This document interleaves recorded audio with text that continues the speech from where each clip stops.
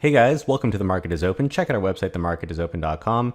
Today I wanted to talk about some of the questions leading up to Tesla's Q2 results, which come out tomorrow evening. And included in these questions, I'll address something that I thought was interesting, which is how does Elon Musk select Gigafactory locations? So let's get started. But before we begin, please smash the like button. We'd super appreciate that, especially if you liked our last video on Bob Lutz. If you haven't seen it, check it out. Also hit the bell button to subscribe and be notified and be the first to see our latest Tesla content. We're also super thankful to our patrons at patreon.com/themarketisopen, who we give a shout out to at the end of each video, so you can support us there further for as little as just a few dollars. Okay, so let's begin with a chart of Tesla stock from our website, themarketisopen.com. We have some pretty cool stuff on our site, like side-by-side financial data going back to 2011 for most companies. If you click on the dollar sign at the top here, that'll pop up. Now, Tesla stock has had a huge run up in the last month, but now we're going into quarterly earnings. Now, Wall Street is expecting Tesla to have a small loss. In our Tesla Q2 earnings preview, we're forecasting a small gain. So check out that video to see what we did in calculating earnings, probably the best analysis you'll find on the internet. Now, what I'm seeing is a ton of hype about the S&P 500 inclusion, something that we said not only we didn't care about, but it might actually be a negative. It's sort of something that we need to get out of the way, and I'm not really happy about what I'm seeing about all of these retail investors buying the stock, specifically for S&P 500 inclusion. There's an assumption that these giant Wall Street institutions will be forced to buy Tesla stock once they report a profit this quarter, because their S&P funds will need to own a certain percentage of Tesla, but that these funds aren't allowed to buy Tesla beforehand because they're not allowed to, so all of these retail investors are sort of trying to get in before them. So I think there's a high probability that these retail investors are in for a surprise because everyone is suddenly a genius and understands how the market works better than these big funds. And everybody's excited and hyped up, which is usually a negative. If I was running one of these large funds, here's what I would do. You buy Tesla ahead of S&P 500 inclusion in a separate account, and then if they get included, you transfer your shares into the S&P 500 tracking account. So that sounds like a pretty good loophole to me. I don't think these guys are as dumb as we make them out to be, especially when it comes to the mechanics of the market. So I think Tesla's results will be very good, but it seems like everyone else already knows that. So this might be a buy the rumor, sell the news event, and these big funds are already in Tesla. So if Tesla reports a loss, then the shares tumble. I think there's a higher probability that they do report a profit, but I think even a small profit is expected, and the shares could sell off since so many people are speculating on the stock. Even if Tesla reports like $1 per share or something very high, which is possible for non-GAAP earnings, the question is how many people are already expecting that? So even good results may have an initial pop and then a bit of a sell-off. That said, for long-term investors, you got to be okay with Tesla shares not going up in a straight line, but I showed about 2 videos ago that I think Tesla will look cheap on earnings next year, which many people don't expect. Alright, so now let's get into some questions that institutional and retail investors have for Q2 earnings tomorrow evening, starting with institutional investors. Okay, so the first question, can you discussion the opportunity for Tesla as a registered utility? How aggressively do you plan to expand into the UK, and when will you enter new markets? That's from institutional investors. So this isn't a bad question overall. Tesla did register itself as a utility in the UK about a month ago, we heard. In the last conference call, someone asked if Tesla would purchase fossil fuel powered peaker plants and basically convert them into solar and battery. Elon said he didn't think of that, and I think it's probably cheaper just to start your own plant and let the gas powered ones shut themselves down on their own. Unless you get a really great deal on the land for the peaker plant. But these plants are super expensive, and I'm not sure why Tesla would buy them out in order to completely shut them down and not just compete with them directly. So if you want to learn more about this, we made a great video talking about Tesla's energy opportunity in the utility space over here. Okay, the second question is, what is your vision for software at Tesla? What opportunities do you see for monetizing the installed base other than FSD? So Tesla has already started doing this. They have premium connectivity package, for example. They can unlock higher performance in the vehicle using software, and they're already beginning to have what appears to be some sort of app store. So I think it's cool that you can unlock better hardware capabilities through software. They also have video games, etc. So I think a percentage of people who, for example, bought the iPhone in order to use the apps. So something similar I think will happen for Tesla. Well, people may actually purchase the vehicle in order to use the apps. And I think we're still in the early days for this, but I do think that Tesla needs to open this up more for developers. But at the same time, you need more security. Like, you don't want third-party developers doing weird things with your car. So I think there's still a lot of work here to be done, but there's also a lot of opportunity. All right, the third question, when should we expect to hear about future vehicles? How do you think about the market opportunity in areas like a Mini, a delivery van, and smaller pickups, etc.?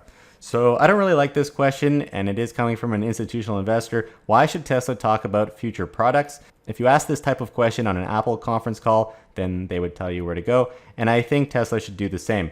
One thing that I think that Amazon should have done, because they decided to invest hundreds of millions of dollars into Rivian, and they ordered 100,000 delivery vans. Now, those vans won't be fully delivered for another decade. That's the plan. Like a decade. And what happens if they're late? So I think that that's kind of dumb. I think Jeff Hu should have purchased 100,000 skateboards from Tesla and put an inefficient van body on top. It should be branded with Amazon. And then they would have their vans today or just in a few years, since Tesla is already at mass production. So I think that would be good for Amazon and for Tesla. And then when Tesla actually decides to make a van, then Bezos can upgrade his fleet with vans that are more efficient and thought out down the road. But the companies don't really like each other, so that won't happen. All right, the fourth question. Elon, can you give us a status update on the semi-truck? How's production coming? What is demand looking like? So again, this is a bit of a waste of a question. Elon just said in an email to employees last month that it's time to go all out on the semi, and already the institutions are asking for a status update. So that's pretty funny, not a lot of patience. Unsurprisingly, I think Tesla will have a status update for them because they move so fast. But the semi-production is tied very much with battery production, since semis need about 5 to 10 times more batteries than the Model S, which is currently Tesla's largest battery. And the million-mile battery, I think, is also crucial for the semi, as we talked about in our million-mile battery video and our Tesla semi platooning video. So I think they're going to defer this question to battery day. They also ask, how is production coming? Like they sort of just started, production has been limited, and a better question would be, like, did you clear out enough space at Fremont to make room for these trucks? What production capacity should we expect to see in 2 years from now? So they're also asking about demand. I don't think that's really important. Everyone wants a semi that's more efficient than rail, and they're going to sell every truck that they can make, at least for some time to come.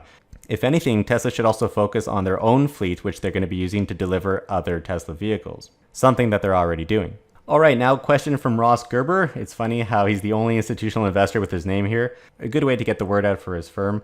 So Ross was one of the few bulls on Tesla when everyone else was negative on the company. So he asks, can you discuss some of the factors you're considering for future Giga in either Texas or Oklahoma? What's most important to Tesla in this location selection process? So not a bad question. Elon said he would announce the new factory fairly soon, so hopefully that's some news on this call. In terms of what's most important, I think I can answer that for Ross. I think it's a pretty interesting thing I've been thinking about, and I made it the title of the video as well. So a lot of people think that Tesla can just plop down gigafactories wherever they want, which isn't exactly true. The most important thing that I think for Tesla and Elon Musk to determine where to put factories is engineering talent. This is something that Elon said recently on the Third Row podcast, that even if you have money, it's not like there's a factory producing talented engineers. Also, the main reason why he started SpaceX in California was because it had the highest concentration of aerospace engineers. So if you look at where the factories are today in the US and in the Bay Area, in China, I mean, look how fast they've built the factory there and brought it into production. In Germany, where half the major automakers of the world are headquartered, Tesla wants that talent, and I look at the Gigafactory as if it sort of has a gravitational pull. You know, it's going to take engineers away from other companies and bring them to Tesla because people want to work on the latest bleeding edge technology at Tesla. Okay, now let's look at a couple of the retail questions. What's the holdup for Tesla insurance outside of California? Will you release the numbers from that part of the business? Will Tesla insurance be required to participate in Tesla ride-hailing network as a driver? So I do think Tesla should expand insurance. I think they're working on it. It would be nice to see a bit of an update here. Will it be required for a Tesla network? I don't think so. Is Uber insurance required for Uber? No, I don't think it is. You're still driving the car in a driver-based ride-hailing service network. You go with the cheaper insurance. Now for driverless down the road, that's going to open up a whole new can of worms. That said, if someone damages your car now as an Uber driver, I think you would still complain to Uber, but I'm not sure that's insurance related. Let me know in the comments what happens if that's the case in the comments below. Okay, question 2. One new Gigafactory a year is not going to be enough to achieve the company mission. That's for sure. When will you announce multiple new Gigafactory locations, and when will Tesla have a Gigafactory in the Southern Hemisphere? So this is something we discussed in the Terafactory video, so I don't think this question is sort of looking at it the right way. For example, even at 2 Gigafactories a year, it would still take 50 years to hit 100 Gigafactories.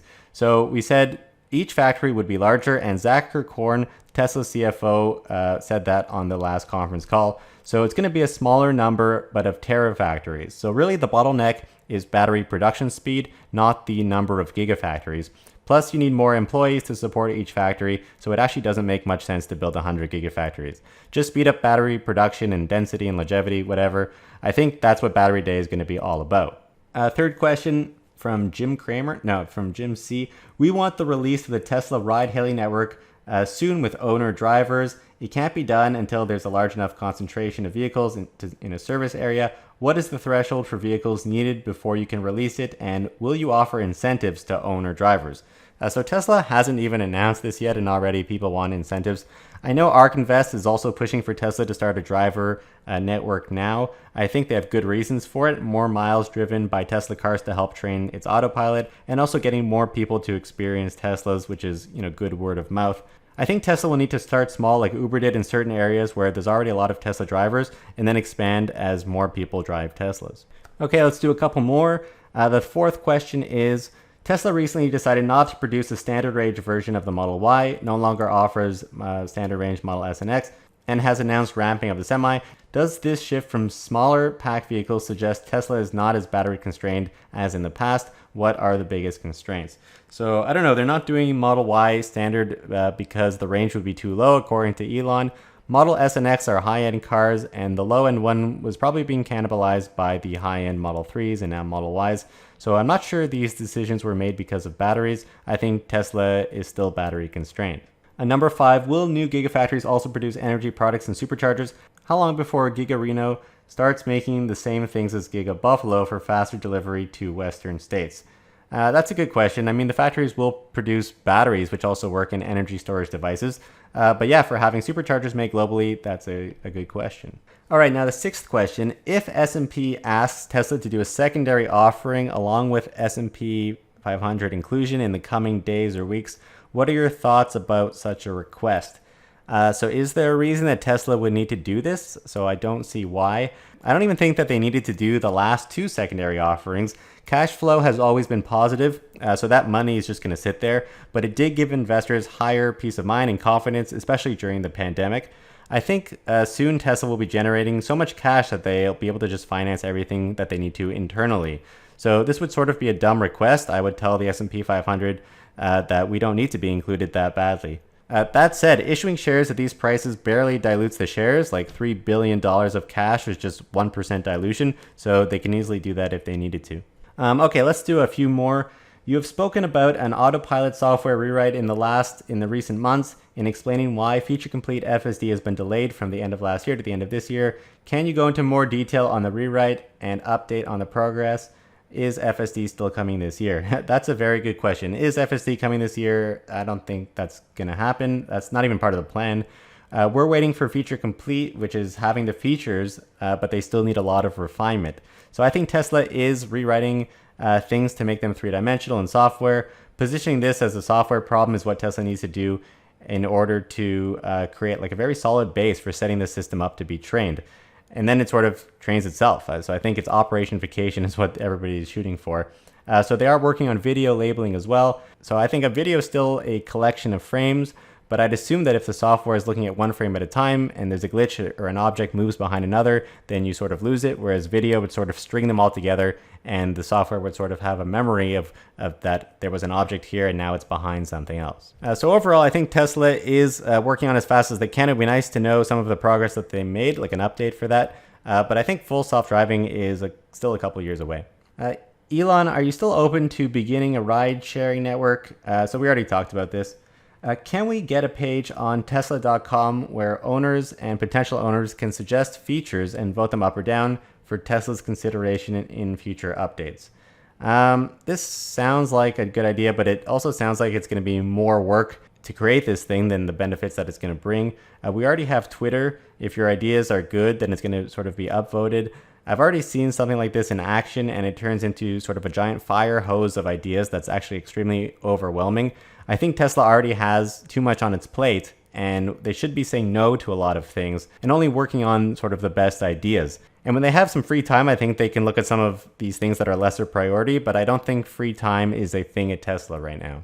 Alright guys, so let us know if you have any questions or comments about what we talked about or other Tesla questions. Leave them in the comments below. I hope you enjoyed this video. Please hit the like button, that means a lot to us. And also hit the bell button to subscribe and be the first to get notified of our new Tesla content.